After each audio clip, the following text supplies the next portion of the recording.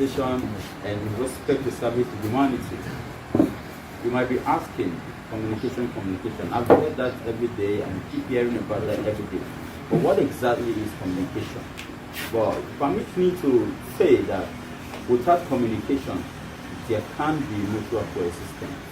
In the sense that communication, simply put, is the process of being able to pass information from one person to the other, or from one person to the people. It can be verbal, it can be non-verbal, it can be written, it can be visual. There are several forms of communication. According to Ben Gaskin, he says that communication is like oxygen to every relationship. And where there is no communication in a relationship, it dies. That is in a perspective when you want to look at relationship between me and this man as my friend, or me and my wife, or him and his wife.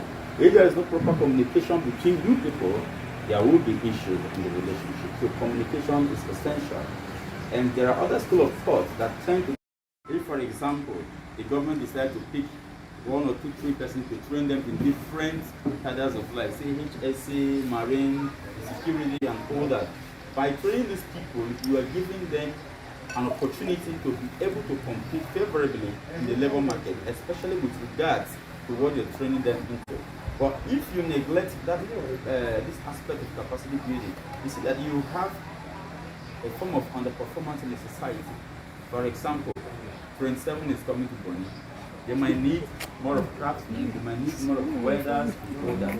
If the people in Bonny or people around here are not very much trained in these manpower that they need, by the time they come, they might want to be employing labor from outside Bonny, which will be detrimental to the people of Bonny. But if they need 20 welders, and Bonny has 18 welders already waiting, that communication has different types. You don't just get up and say communication. What form of communication do you know? What form of communication can you indulge in to pass your message to people?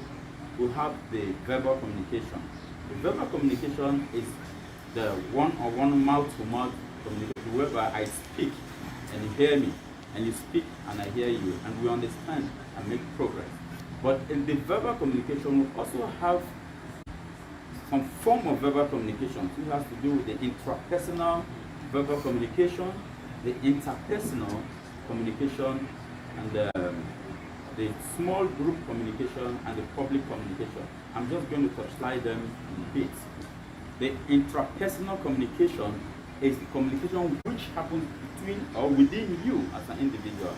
It's more like saying soliloquizing. That is you talking to yourself. There are times you sit down and